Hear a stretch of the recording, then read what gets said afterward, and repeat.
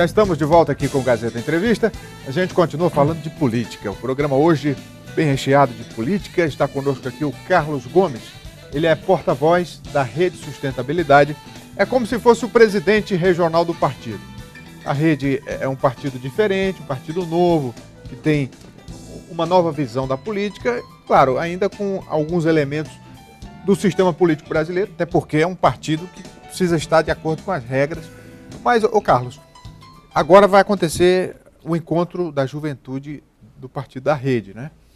E a Rede tem sido muito fustigada nos últimos tempos, tem aí a figura da Marina, e você que teve um bom desempenho nas eleições municipais, sempre provocada a entrar no debate. Como é que vocês estão se posicionando diante dessas provocações?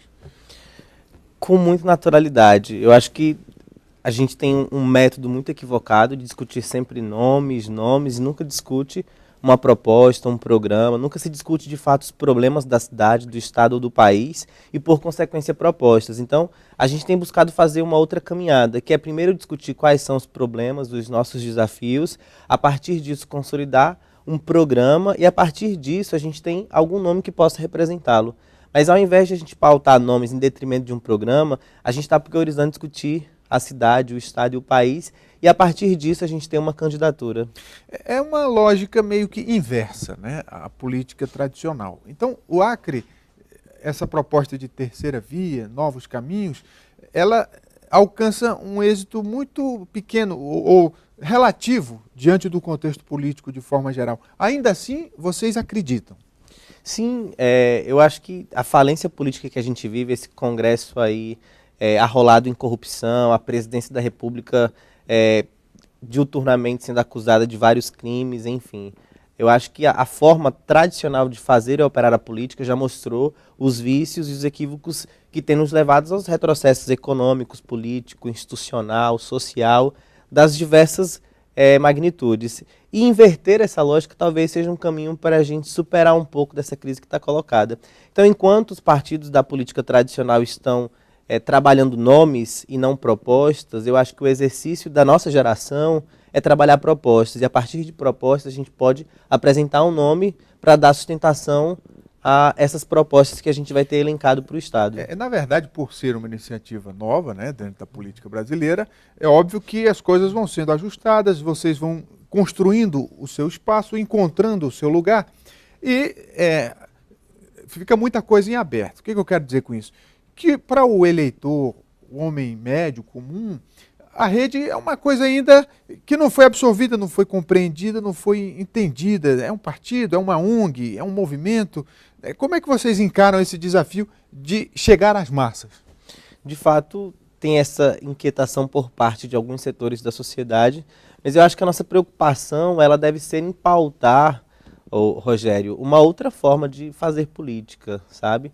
Talvez seja esse nosso desafio de atingir esses setores de que a Rede é um movimento, é um partido, não é uma ONG, mas se dispõe a ter uma caminhada diferente. Se fosse para ser mais do mesmo, não faria razão de existência a minha candidatura no passado com Gabriel ou a nossa forma de organizar o partido no Acre e no Brasil. Talvez seria mais interessante a gente estar dentro de um arranjo da situação ou da oposição tradicional. E eu gosto sempre de fazer essas duas separações porque nos consideramos uma oposição, mas não dos modos da oposição tradicional, né? O que eu avalio muito positivo é o fato da Rede estar conquistando o seu espaço e se mantendo dentro dele, sem recuos, sem abrir concessões, quer dizer, e de fato se tornando uma terceira via, uma alternativa. Prova disso foi o seu desempenho nas últimas eleições, que eu já citei. Possivelmente terá um desempenho ainda melhor nas eleições do ano que vem. Vai ser candidato? A gente recebe vários convites e eu fico muito feliz e muito grato do reconhecimento das pessoas, Rogério. Eu não tenho idade para disputar governo, Senado, ainda que as pessoas instiguem para eu fazer essa disputa, eu fico muito grato, obviamente. Talvez eu seja candidato a deputado estadual no próximo ano, mas isso ainda a gente está conjecturando, escutando ainda as pessoas, construindo, né, as nossas propostas para, a partir disso, definir de fato se seria ou não candidato na próxima eleição. Vamos falar um pouco desse encontro que acontece sábado agora, né? O encontro da juventude, vai estar presente a Marina Silva, a Heloísa Helena também. Sim. Qual vai ser a pauta desse encontro? Nós temos uma plenária da Rede no Acre, pela parte da manhã, que começa às 9 horas, será no auditório do Hotel Holiday Inn. E é bem interessante, Rogério, porque nós lançamos a nossa pré-candidatura dia 23 de julho de 2016 e um ano aproximadamente depois, a gente reúne no mesmo espaço grande parte das pessoas que estiveram nesse início da nossa campanha passada para fazer uma plenária para discutir a conjuntura local, os desafios do Estado do Acre e do Brasil. E, obviamente, refletindo quais serão os próximos passos que a rede, enquanto partido, enquanto movimento, estará trilhando aí para contribuir possivelmente na próxima eleição. Então, pela parte da manhã, a gente tem a plenária que começa às 9 horas. Eu aproveito para fazer o convite para as pessoas, quem tiver interesse em conhecer a rede, em construir outros caminhos, 9 horas da manhã no auditório do Holiday Inn, aqui no centro mesmo. E pela parte da tarde, das 13h30, nós teremos o Encontro Estadual da Juventude em Rede no Acre. Diante do cenário de incerteza que o Brasil enfrenta hoje, não dá para fazer muitos prognósticos para a eleição do ano que vem. Por exemplo, reforma política, né? Quer dizer, está em aberto, tem chance de mudanças, eu diria até radicais, mas como é que isso pesa nas decisões da rede hoje? Quer dizer, se acontecer, por exemplo, o fim das coligações, vocês têm espaço para coligação hoje? Qual é a visão de vocês? A gente tem dialogado com alguns partidos que estão fora aí da órbita da Frente Popular e da oposição tradicional, mas é desafiador, porque quando você se propõe a construir uma aliança pautada em propostas, não atrai.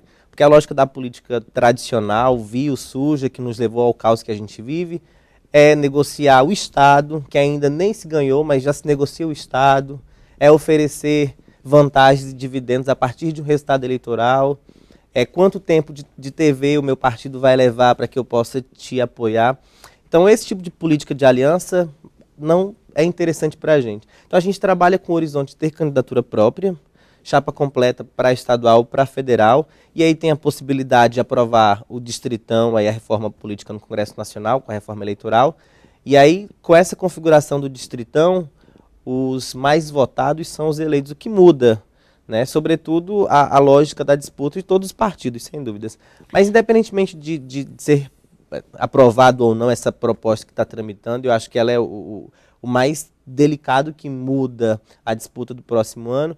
Eu acho que é organizar a casa, preparar propostas e botar o bloco na rua. Bem, o histórico da rede está muito associado à figura da Marina, né? E a Marina teve origem política no PT, nos movimentos sociais, na esquerda, e, eventualmente, ainda se associa à rede, à esquerda, a uma espécie de plano B do PT.